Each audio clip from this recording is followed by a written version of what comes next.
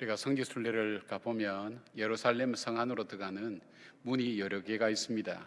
그런데 특별히 북동쪽에 나 있는 그런 문 이름을 양의 문이라고 그렇게 부릅니다. 이 양의 문이라고 부르는 이유는 제사를 드릴 양이 그 문으로 들어가기 때문에 양의 문이라고 그렇게 부릅니다. 그 양의 문을 통해서 들어가면 호수가 하나 있는데 그 호수는 자비의 집이라고 불리는 베데스다 목가라고 흔히들 그렇게 이야기를 합니다. 행각 5에 있는데 거기에는 특별한 전설이 있습니다. 그 전설이 뭐냐면 천사가 내려와서 물을 이렇게 움직일 때에 그때 제일 먼저 그 물에 뛰어드는 사람은 어떤 병이든지 다 낫는다는 그 전설 때문에, 또 실제 나은 사람이 있었는지 모르지만은 정말 모든 불치병 환자들이 거기에 모여서 그 천사가 와서 물이 동하기를 기다리고 있는 바로 그런 장소이기도 합니다. 어쩌면 그 사람들 입장에서 바라보면 희망이 없는 사람들이죠. 희망을 갖고 있지만 희망이 없는 사람들. 그 양이 이렇게 양의 문으로 양이 들어갈 때 양에 들어가는 그 모습을 볼 때 어떤 마음이 들어갈까요? 저 양은 들어가서 죽잖아요. 어쩌면 바로 이곳에서 죽어가는 자신의 모습들도 아마 저 양을 보면서 생각했을지도 모릅니다. 그러나 아이러니하게도 양의 죽음과 동시에 사람이 살아나는, 생명이 살아나는 놀라운 역사도 함께 일어나는 곳이 바로 그 문이라는 것을 보게 됩니다. 본문에 보면 예수님께서 유대 명절날 바로 그 베데스다 목가를 찾으셨습니다. 명절에 가봐야 될 것도 많고 성전에도 들어가야 되고 그리고 찾아볼 것도 많지만 주님은 가장 사람들이 돌아보지 않는, 그리고 살피지도 않는, 관심도 없는 바로 이 절망의 자리 베데스다 목가에 주님이 찾아가십니다. 그리고 그 중에서도 가장 절망적으로 보이는 38년 된 병자를 주님께서 낫게 해주시는 역사가 오늘 이 본문의 이야기입니다. 이 38년 된 병자는 베데스다 목가 자체가 절망이지만 그러나 38년 된 병자는 그 자체가 얼만큼 인생이 절망적인가, 얼만큼 희망이 없는가를 가장 상징적으로 잘 보여주는 사람인 것을 보게 됩니다. 바로 그 사람을 주님께서 치유해 주시면서 주님의 치유 사역이 바로 이곳에서 이루어지면서 우리에게 전하고 싶어하는 주님의 메시지가 있습니다. 뭘까요? 우리는 살아가면서 그런 생각을 할 때가 없습니까? 여러분 살아가면서 그런 마음 가진 적 없나요? 정말 내 인생에는 기적이 없을까? 내 인생에는 정말 새로운 삶의 어떤 새로운 시작이 없을까 하는 그런 생각들을 아마 여러분들 많이 해보셨을 겁니다. 바로 오늘 이 38년 된 이 병자에게 일어난 이 기적이 내 인생 속에도 필요한 이 기적인데 나에게는 이런 기적이 어떻게 해서 일어날까, 그런 마음을 갖고 있다면 오늘 이 본문의 말씀을 따라가면서 우리가 정말 우리에게 기적과 이적을 일으키시고 우리의 삶을 바꾸시는 그 주님의 기적과 이적이 38년 된 병자만의 기적이 아니라 오늘 저와 여러분의 삶 속에 일어나는 우리 주님의 기적이 되는 역사가 이 말씀을 통해서 여러분 가운데 일어나기를 주의 이름으로 축원합니다. 우리 삶의 기적이 어떻게 일어날까? 이 기적이 어떻게 일어났을까요? 첫 번째, 이 기적이 일어난 첫 번째는 바로 예수 그리스도께서 찾아오심으로 시작되었다는 것을 보게 됩니다. 우리 주님께서는 명절날 모든 사람이 찾는 성전보다는 고통과 절망으로 소외된 인생들이 있는 베데스다 목가를 찾아오셨습니다. 사람들이 좋은 명소와 아름다운 곳, 그 다음에 귀한 곳은 저절로 찾아가지만 아무도 관심 없는, 그리고 절망과 어둠이 있는 곳을 찾아가기를 원하지는 않습니다. 그것도 명절날 말입니다. 그런데 바로 예수님은 명절날 베데스다 목가를 찾아오셨다는 것입니다. 베데스다 목가는 말씀드린 것처럼 희망을 기대하는 사람이지만 그러나 매일매일 그 희망이 무너지는 절망을 딛고 또 희망을 가지고 살아가는 어떤 절망의 현장이기도 하기도 하면서 또 죽으러 들어가는 양의 모습을 보면서 어쩌면 오늘도 하루하루 죽어가는 자신의 모습을 확인하는 장소일지도 모르겠습니다. 이곳의 상황에 대해서 성경은 이렇게 3절 말씀에 소개하고 있습니다. 그 안에 많은 병자, 맹인, 다리 저는 사람, 혈기 마른 사람들이 누워 물의 움직임을 기다리니, 그렇게 표현하고 있습니다. 이곳은 바로 희망의 장소였지만은 사람들이, 절망적인 사람들이 모여서 함께 그곳에 물이 동할지 언제 동할지 알지 못하지만 그것을 기다리는 그 장소라는 것입니다.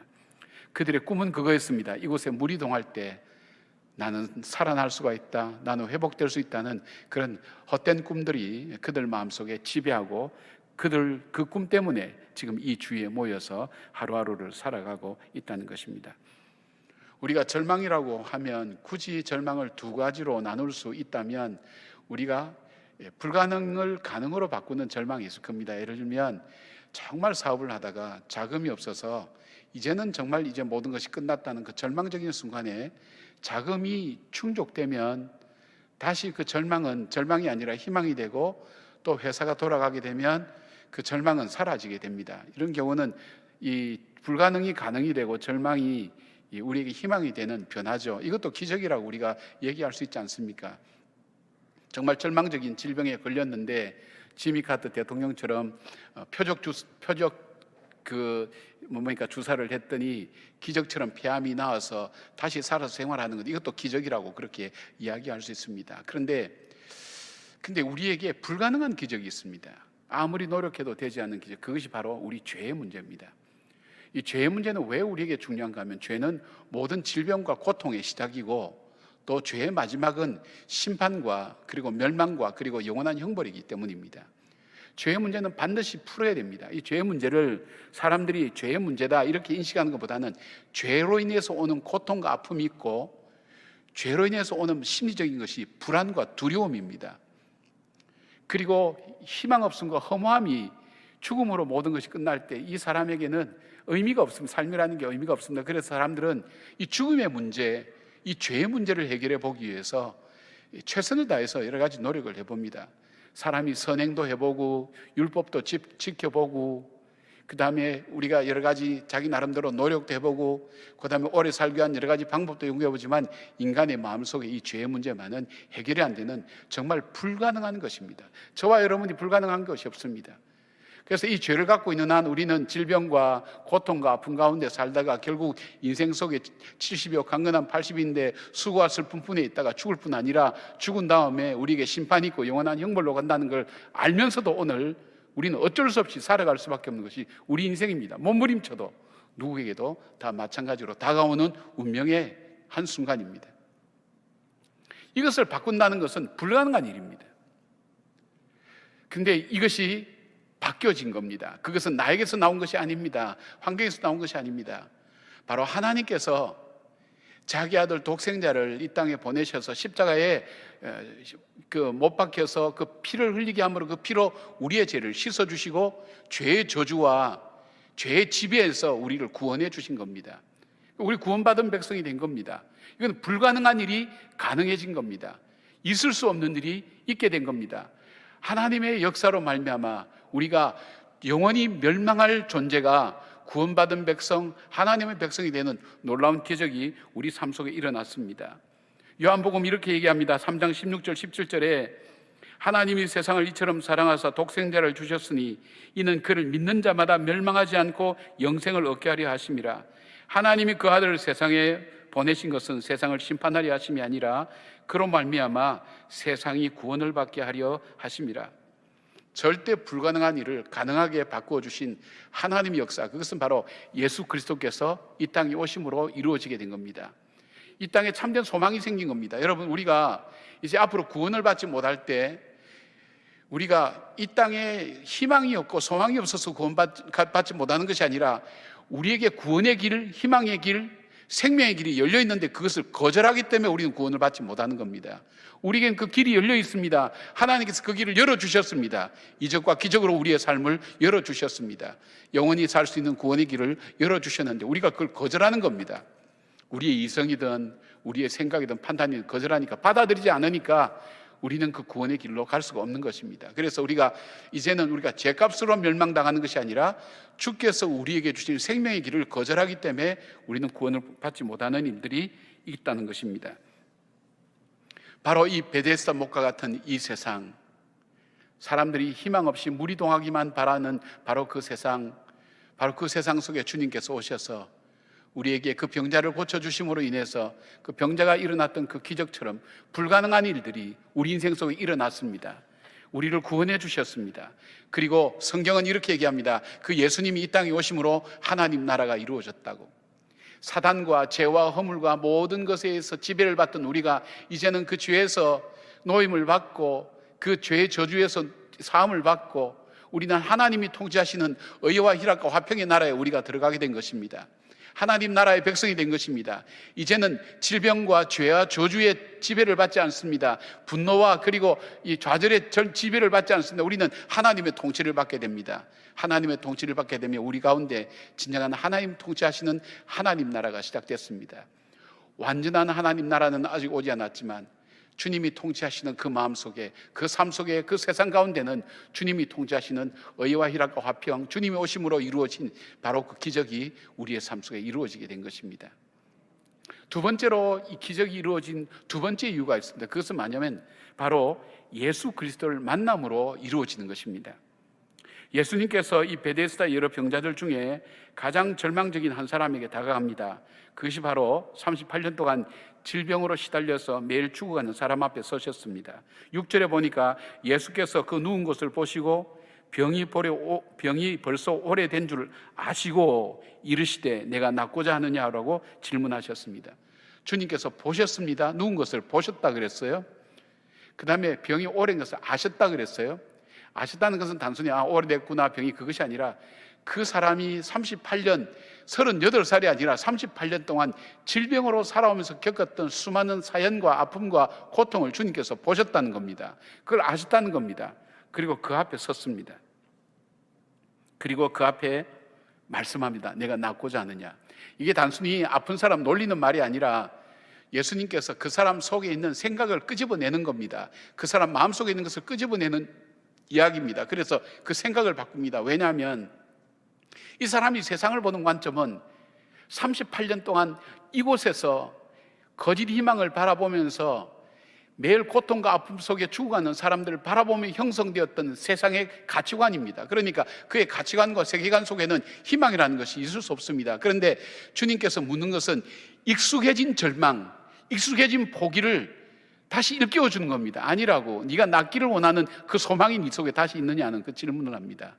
그 질문 앞에 이 사람은 두 가지를 이야기합니다.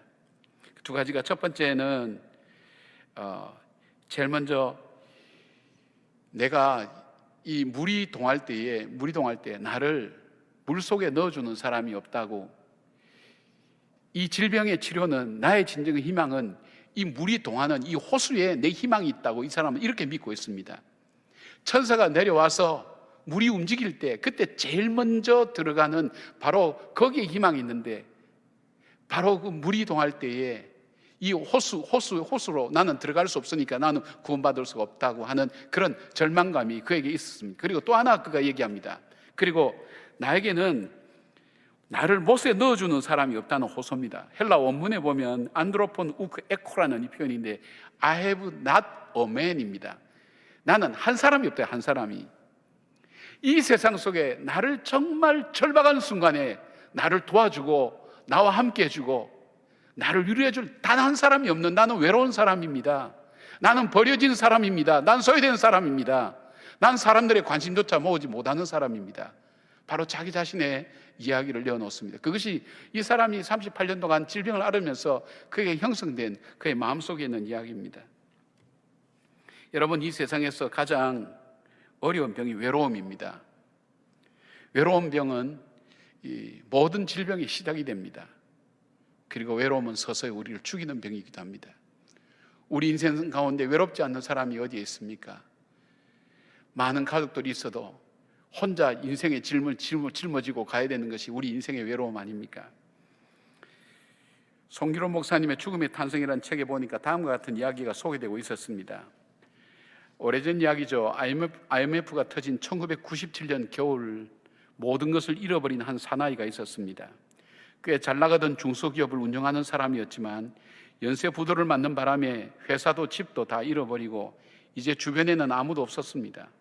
회사 간부도 종업원도 그리고 사랑하는 처자식마저도 그를 버렸습니다.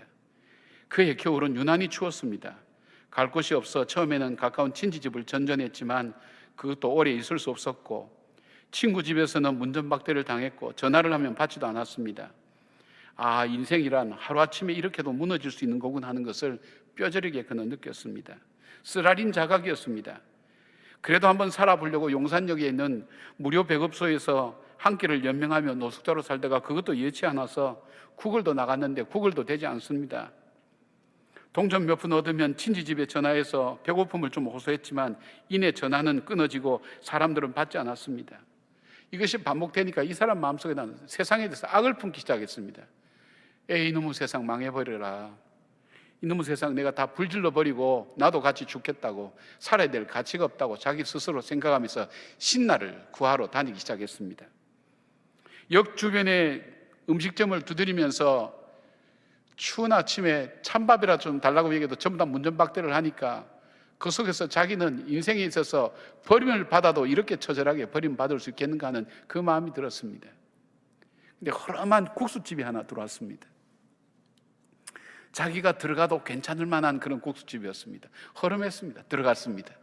내가 이 집에서 밥을 주지 않으면 주인의 목을 졸라서라도 내가 이 밥을 먹고 나가겠다고 그런 마음 가지고 이제 이판사판이라 생각하고 들어가서 국수를 달라 그랬더니 국수를 한 그릇 말아다 줍니다. 그리고 한 그릇 먹고 나서 한 그릇 더 달라니까 한 그릇 더 줍니다. 지난번보다 더 많이 줍니다. 근데 문제는 먹고 났습니다. 낼 돈이 없으니까 눈치를 봐서 문을 열고 주랭랑 치면서 차도를 건너서 도망치기 시작했습니다. 근데 뒷전에서 그 주인집 아주머니의 목소리가 들리는 거예요. 그 목소리가 뜻밖의 목소리예요. 그냥 걸어가, 뛰지 말고, 다쳐, 괜찮아. 이 세 마디였어요. 그냥 걸어가, 뛰지 말고, 다쳐, 괜찮아. 차도를 건너가면서 도망가다가 정신이 번쩍 들어서 뒤를 보니까 그 아주머니가 문 밖으로 나와서 손을 흔들면서 그냥 걸어가, 뛰지 말고, 다쳐, 괜찮아. 근데 그 말을 듣는 순간 이 사람의 가슴 속에 뭐가 뜨거운 것이 콱 올라오는 것을 느꼈습니다. 그 이야기가, 그 세 마디 말이, 그 손짓이 악마에서 인간으로 다시 돌아오는 언어가 되었습니다. 이 사람은 여러 가지 과정을 거치면서 파라과이로 가서 거기서 사업을 해서 그리고 사업가로 성공해서 한국에 돌아왔던 김영석 씨에 대한 이야기입니다. 이 국수집이 지금 아마 저 삼각지에 있는 것으로 그렇게 알고 있습니다. 자신도 힘들 텐데 밥값 안 내고 도망가는 그에게 나쁜 놈이라고 외쳐야 하는데 그냥 걸어가, 뛰지 말고, 다쳐, 괜찮아, 이 세 마디가 그 인간의, 그 사람의 마음속을 바꿀 수 있었던 그 심령 가장 깊은 곳, 아픈 곳을 터치해 주었던 따뜻한 말이었던 것입니다. 오늘 예수님은 본문에서 이 사람에게 찾아오신 이유가 있었습니다. 말씀드린 것처럼 이 사람이 어떤 사람인지를 보셨고 아셨다고 했습니다. 그리고 어느 누구도 해줄 수 없는 말을 합니다. 내가 낳고자 하느냐. 사람들은 명절날 사람들이 찾는 구경거리나 다른 어떤 사람보다도 가장 절망적인 사람을 찾으셨습니다. 그 사람이 갖고 있는 문제에 대해서 침묵으로 공감하셨습니다. 내가 낳고자 하는 주님의 말씀 속에 들어있는 메시지가 뭡니까?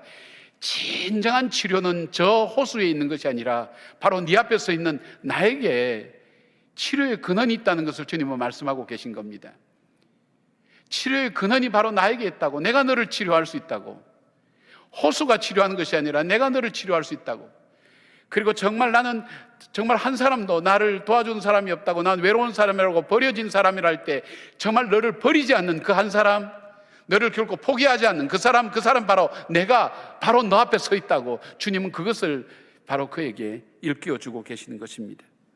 풍랑 있는 바다에서 두려워서 떠는 그 제자들에게 내니 두려워하지 말라 하는 것처럼, 말씀하신 것처럼 이 사람에게 당신 인생의 해답은 나라고, 내가 곧 길이요 진리요 생명이라고, 내가 당신이 나갈 길이라고, 내가 당신의 생명이라고, 내가 당신의 치료요, 당신의 해답이요, 당신 인생의 해결자요, 그리고 당신의 친구라고 주님께서 그 말씀을 전해주고 있는 것입니다.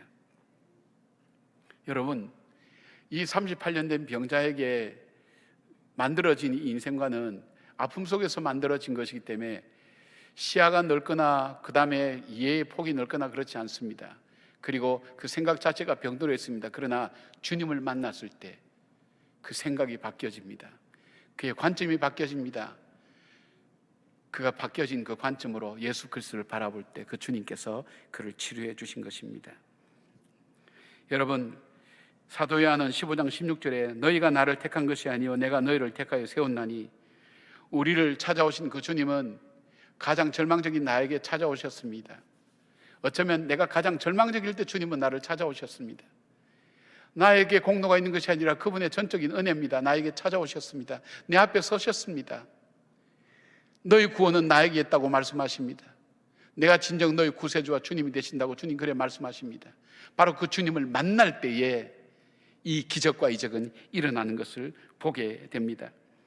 그냥 걸어가 뛰지 말고 다쳐 괜찮아라는 이 세 마디와 따뜻한 손흔듦의 그 따스한 사랑이 있다면 오늘 우리에게는 나를 끝까지 포기하지 아니하고 고아와 과부처럼 버려두지 아니하시고 나를 사랑하시는 그 예수님의 십자가, 나를 위하여 나의 더러운 이 죄를 위하여 친히 십자가에 스스로 올라가서 보배로운 피를 흘리고 죽음을 당하신 그 주님의 사랑이 오늘 저와 여러분 속에 있지 않습니까? 그리고 어떤 순간에도 포기치 않는 고아와 과부처럼 나를 버려두지 않고 외롭게 버려두지 아니했던 그 주님의 사랑이 오늘 나에게 있다면 왜 우리는 절망하고 좌절합니까? 오늘 그 주님 앞에 우리의 마음을 열고 그 주님을 다시 만나셔야 됩니다.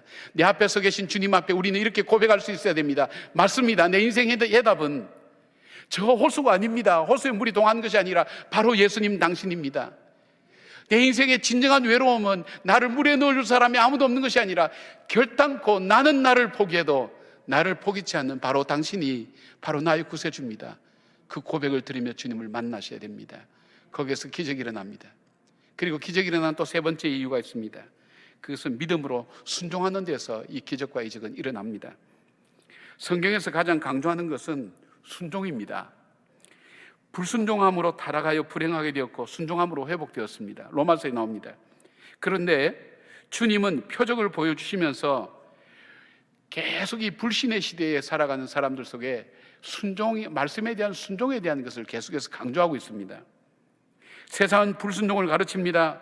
자기 자신이 얼만큼 소중하고 자기 주장의 가치가 얼만큼 소중한 것을 가르칩니다. 물론 세상이 그 가르침을 통해서 건강한 거절법과 그리고 분별력을 배울 수는 있습니다만은 세상이 가르치는 불순종은 반역과 부정과 세상의 정욕을 일어나게 만드는 것입니다.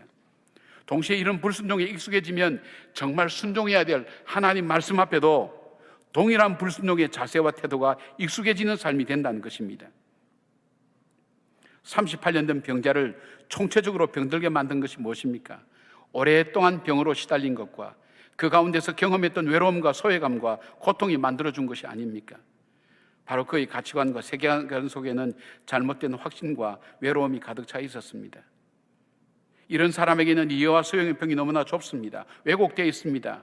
그러나 주님의 말씀이 들어갈 때 달라지게 됩니다. 관점이 바뀌니까 새로운 것이 보입니다. 내려놓으니까 새로운 길들이 보이기 시작합니다. 새로운 역사가 일어납니다. 그래서 순종은 주 앞에 나를 내려놓음 혹은 나를 버리고 주와 동행함이라는 표현으로 많이 해석되었습니다.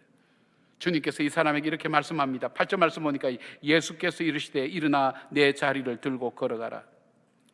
예수님 말씀은 능력이 있는 말씀입니다. 예수님께서 사단의 유혹을 받을 때에도 사람이 떡으로만 사는 것이 아니요 하나님의 입으로 나오는 모든 말씀으로 사는 것이라고 말씀하시면서 유혹을 물리치셨습니다. 이 병자에게 주님께서 그렇게 말씀하실 때 이 병자는 나는 한 번도 일어서 본 적이 없는 사람이란 말도 하지 않았습니다. 나는 어떤 사람도 나와 함께하는 사람이 없는 외로운 사람이라고 그렇게 표현하지도 않았습니다. 지금 저 호수에 물이 아무런 변화가 없습니다. 이렇게 말하지도 않았습니다. 자기가 지금까지 알고 있던 것, 믿고 있던 것, 확신하고 있던 것 다 내려놓고 그 말씀 앞에 온전히 순종했습니다.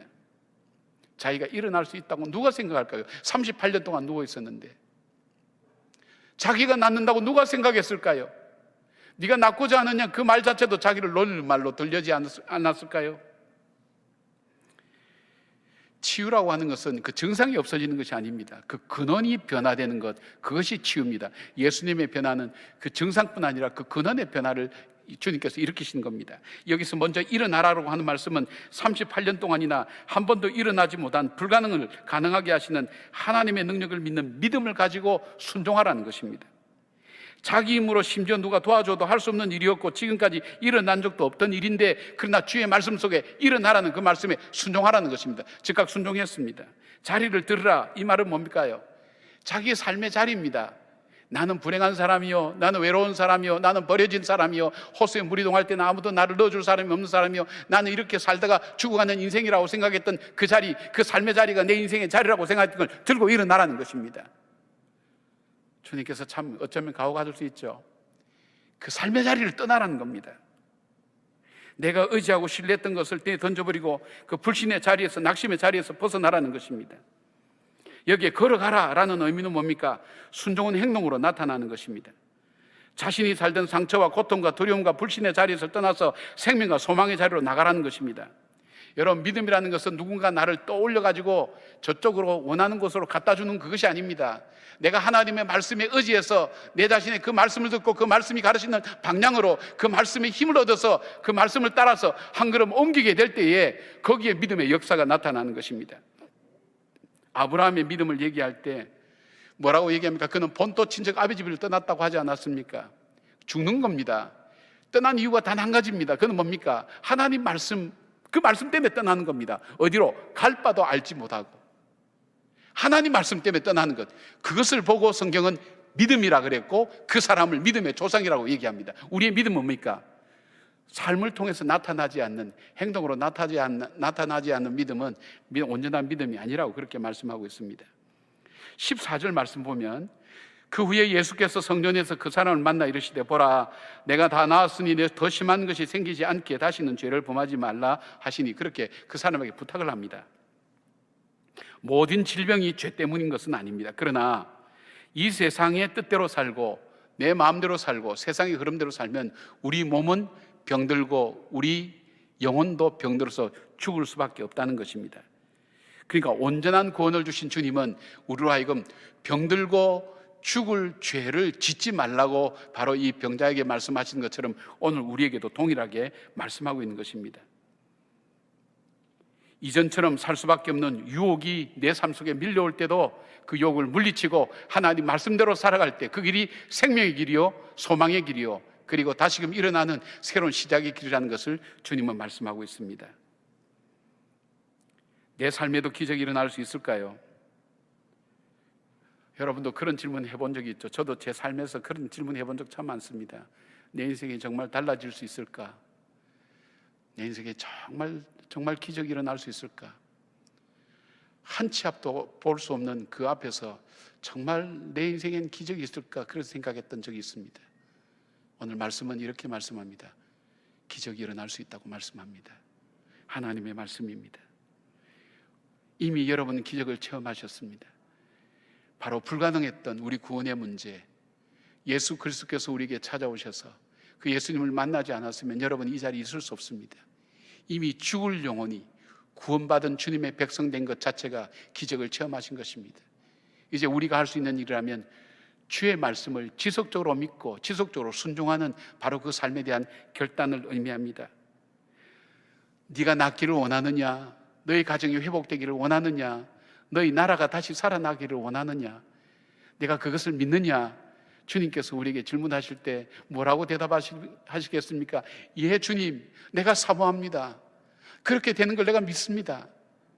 바로 그 체험을 나는 갖고 있습니다. 주님은 나에게 있어서 진정한 구원자입니다. 나에게 공급자입니다. 나의 인도자입니다. 나를 보호해 주시는 분이십니다. 그 주님을 내가 믿습니다. 그 믿음의 고백이 드려지고 주님의 말씀을 따라서 한 걸음 한 걸음 걸어갈 때 우리에게 이적과 기적은 일어나는 것입니다. 가장 암담했던 시절, 종교개혁자들은 이 암담했던 이 현실을 이겨나갈 수 있는 것이 무엇일까 할 때 그들은 이렇게 얘기했습니다. 오직 믿음, 오직 성경, 오직 은혜, 오직 그리스도, 오직 하나님께 영광. 그들이 우리보다 지식이 못해서 이렇게 외쳤겠습니까? 그들이 알지 못해서 그렇게 얘기했겠습니까? 그러나 그들에게 그 현실을 바꿀 수 있는 기적은 오직 믿음, 오직 은혜, 오직 그리스도, 오직 영광, 그리스도께 영광 돌리는 것, 바로 그것만이 이 시대를 바꾸고 내 삶을 바꾸는 하나님의 은혜라는 것을 그들은 고백할 수가 있었습니다. 사랑하는 여러분, 기적은 있습니다.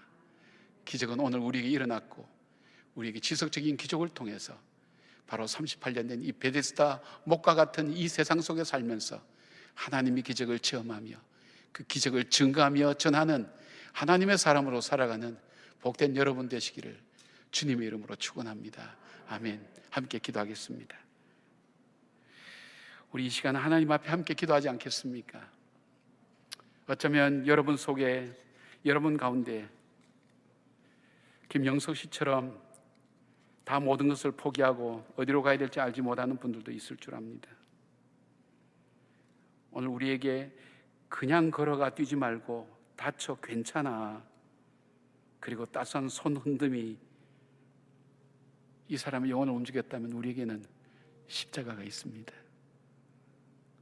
나를 사랑하는 그 십자가, 내가 연약할 때도, 내가 죄인 되었을 때도, 내가 하나님과 원수 되었을 때도 나를 버리지 아니하셨던 그 하나님의 사랑, 나는 나를 포기해도 나를 포기하지 않는 그 사랑이 있습니다. 그 주님 앞에 나가지 않겠습니까? 주님, 나를 긍휼히 여겨달라고, 불쌍히 여겨달라고, 베데스다 목과 같은 내 삶의 현장에서 이 자리를 들고 일어날 수 있도록 나에게 말씀해달라고. 우리 주님 앞에 함께 잠깐 기도하겠습니다. 함께 기도하겠습니다.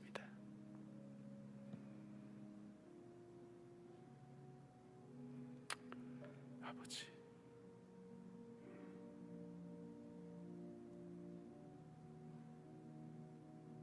주님,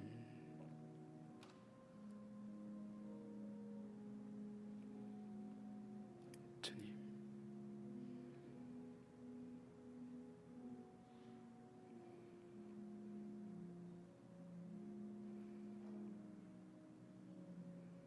하나님, 당신께서 피로 값주고 사신 한 분 한 분들이 이 자리에 있습니다.